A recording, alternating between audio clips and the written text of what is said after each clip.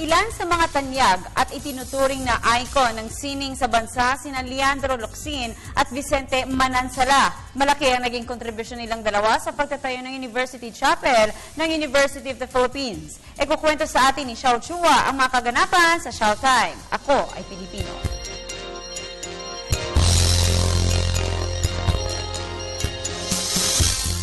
Makasaysayang araw po.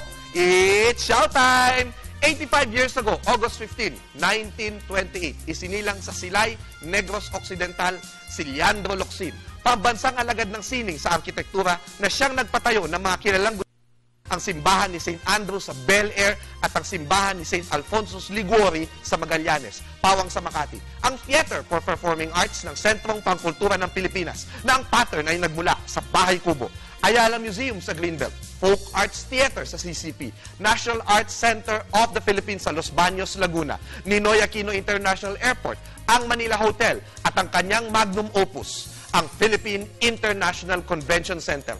Maging ang Istana Nurul Imam, ang palasyo ng isa sa pinakamayamang tao sa daigdig, ang Sultan ng Brunei, ay siya rin ang nagdisenyo. Gayon din, 32 years ago, sumakabilang buhay naman, noong August 22, 1981, sa Maynila, ang Kapampangang si Vicente Manansala, pambansang alagad ng sining para sa sining visual, ang itinuturing na father of modern Philippine Cubism.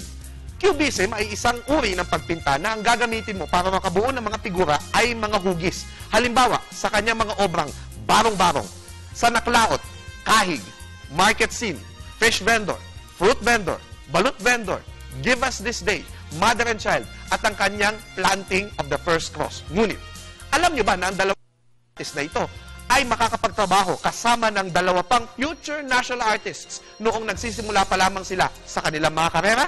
Ito ang kwento. Ang University of the Philippines sa Diliman ay kakalipat pa lamang doon noong 1949 nang magpatayo ng isang kapilyang sawali at kawayan. Ngunit, inusig ng Jesuitang pari ng UP na si Father John Delaney na magsakripisyo naman ang mga taga-UP ng sakramento at ng pera upang maipatayo ang isang kapilya na sa kanyang isipan ay magiging iba sa lahat ng mga naipatayo na. Kumpara sa ibang simbahan na may mga pintuan na naisasara, nakabukas ang simbahan na ito sa lahat ng direksyon. Walang pintuan na nagsasabing dito ay tatanggapin at magkakaisa ang lahat, mayaman man o mahirap. Ang pari ay magaling ang mata sa mga talentong kanyang kinuha. Kinuha niya ang arkitekto noon na si Leandro Locsin upang gawa ng disenyo ang simbahan. Si Vicente Manansala naman ang gumawa ng mga malalaking istasyon ng krus sa bawat pader na sinobrahan ng isa upang matapos sa pagkabuhay na maguli ng Panginoong Hesus. Si Napoleon Abueva naman ang gumawa ng nakasabit na krus na may dalawang mukha. Si Kristong ang pari at si Kristo ang biktima. At siya rin gumawa ng marmol na altar ng pagsermon ni Kristo sa bundok. At si Luz naman ang nagdisenyo ng sahig na tinatawag na The River of Life.